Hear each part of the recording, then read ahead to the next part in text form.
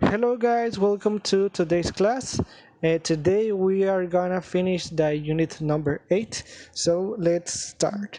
In the first section we have the reading and listening topic. It says, your friend is going to meet his girlfriend's parents for the first time. Look at the advice A to F. Which piece of advice do you think is the most important? Make a good first impression, tell the truth, wear the right clothes, avoid controversial topics, do some research, or be prepared to answer questions. Which would you say that is the most important? So discuss this with your classmates, and when you finish, we'll continue.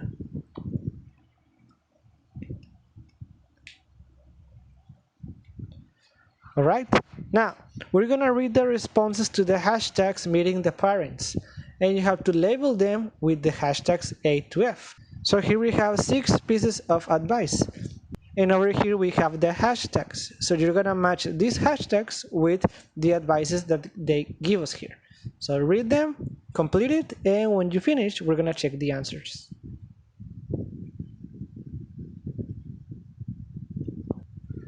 Alright, now, which of the hashtags would you use to describe Paul Davies' advice? Very good. Letter C, hashtag right clothes. Yes, because he showed up in jeans and t-shirt and it was a fancy party. So yes, letter C. Then from Lisa, which hashtag would you use? That's right, letter D, hashtag no controversial topics. Because it says that his boyfriend started a debate with her vegetarian parents about eating meat. So that was a controversial topic. Then we have Wendy Plan. Which hashtag would you use? That's right, letter E, research. Because she didn't know that her boyfriend's dad had a career in politics, so she started to make jokes about politicians. So that's right, letter E. Then, which hashtag would you use to describe Tom Cheever's advice? Very good, letter A, good first impression. Actually, he says this, first impressions are important, make a good one. And finally, David's advice could be with the hashtag be prepared, okay, because he didn't know what to say. It looked as if he didn't have any idea what he was doing with his life, so you must be prepared to the types of questions that they're gonna ask you. Very good. Now let's continue. Now we have a grammar topic. So it is should and must. When do we use should and when do we use must? Let's see. You're gonna match the phrases involved with the meaning 1 to 4. Let's do it all together. When you say you should be ready to answer a question, you should, it means that it's a good idea. Then, you shouldn't be too tired. If should is a good idea, then shouldn't it's a bad idea. That's right. Then, you must wear very formal clothes next time. When you say you must, it's because it is a very good idea. But when you say you mustn't, it's because it is a very bad idea. Yeah. Okay, so these are the use of should, shouldn't, must, and mustn't.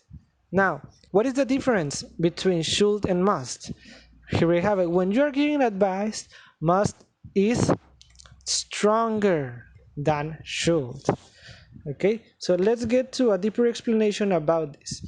When you want to give an advice, you can use should or must. It is correct to use any of these, but you have to be careful because it's not the same. Let's imagine that you have a friend who is a little fat, and you arrive and you tell him, hey, you should exercise. You can also tell him, you must exercise. But when you say you must, this is a much stronger advice. Because when you say you must, it's more like a necessity. You must exercise. And when you say you should, it's more like a recommendation. Yeah, you should exercise. If you don't exercise, it's okay. But when you say you must, no, you must do it. It's dangerous if you don't. Another example could be, you shouldn't eat junk food. You can also say, you mustn't eat junk food. But as you can see, when you say mustn't, it is a stronger advice. Again, when you say you shouldn't, it's like a recommendation. Yeah, you shouldn't eat junk food.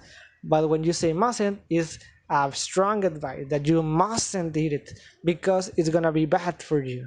Okay, so you can use any of these for advices, but when you say must or mustn't, it is a stronger advice. And when you say should or shouldn't, it is more like a recommendation. Okay, but note, very important, anytime that you use should or must, the next verb will be in base form. As you can see here, you should be ready, you shouldn't be too tired, you must wear formal clothes, you mustn't be too tired, and like this, you shouldn't eat, you mustn't eat, base form. All right. Alright, if there's no questions, let's do the next exercise. It says look at the situations and complete the sentences. You're gonna use must, mustn't, should or shouldn't, and a verb in the box.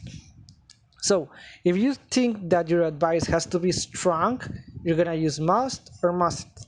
But if you think that your advice is not that important, you're gonna use should or shouldn't. Like in the letter A, one friend to another friend. You should do more exercise. This is a recommendation. But if a doctor tells a patient, it's not a recommendation, it's an obligation. So you say, you must do more exercise. All right? So like this, complete it. And when you finish, we're going to check the answers all together. Very good. Let's see. When in the letter C it says, a father with his 4-year-old child at the mall. You, my hand. Will this be a recommendation or an obligation? An obligation, so you're gonna use must. Which verb will you use? You must hold my hand. Okay? Then, a dentist to a patient. Again, we have a specialist telling to a patient. So it's not just an advice, it's something important. You must to brush your teeth every day. So what will be? In this case, like the verb gonna be forget, we're gonna say it in negative. You mustn't forget. You mustn't forget. So it's obligation that you don't forget to brush your teeth every day.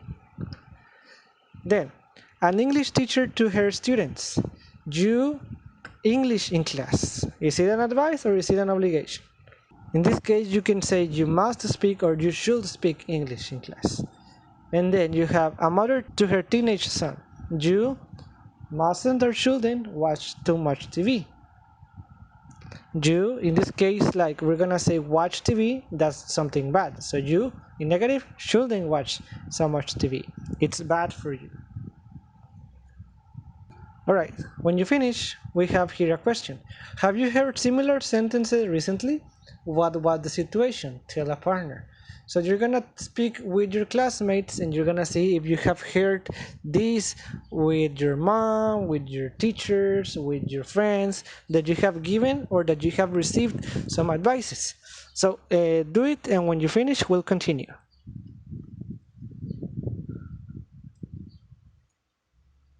Alright, let's move on to the next topic, which is reading and speaking. It says, work with a partner. Use the words in the box to complete the advices below. We have clothes, directions, funny, stomach, and work. So you're gonna read this and you're gonna complete it with these words. So do it, and when you finish, I'm gonna play an audio so that you can check your ideas. Track 13. Top 5 ways to be the perfect partner. 1. You must say nice things about your partner. Compliment them on their clothes, even if it's an old t-shirt with jeans. And when they change their hairstyle or when they wear something new, you should say how much you like it. 2.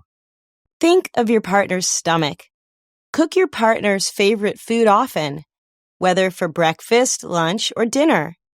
You should also treat them sometimes, maybe with some chocolates. But if your partner starts putting on weight, well, you mustn't say anything. 3. You really shouldn't give your partner directions. Don't tell them where to go or how to do something all the time. Sometimes it's better to stay silent. You mustn't be too bossy or controlling. 4.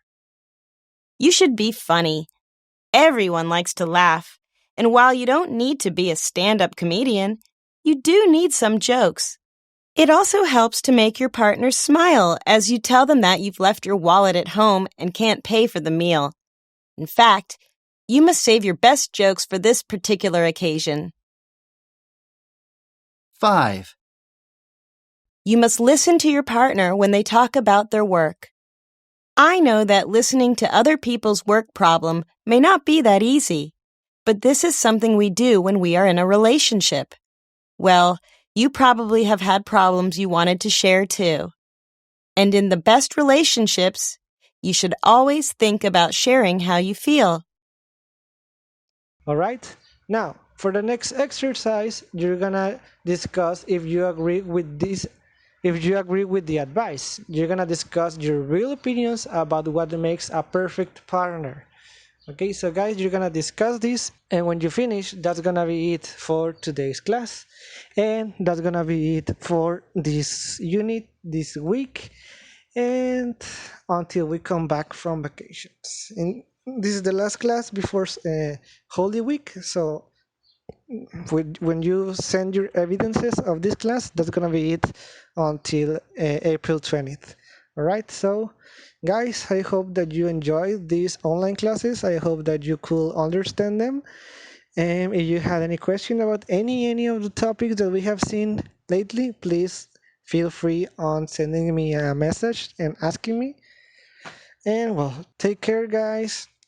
Don't go out if it is not necessary, and see you when we come back, okay?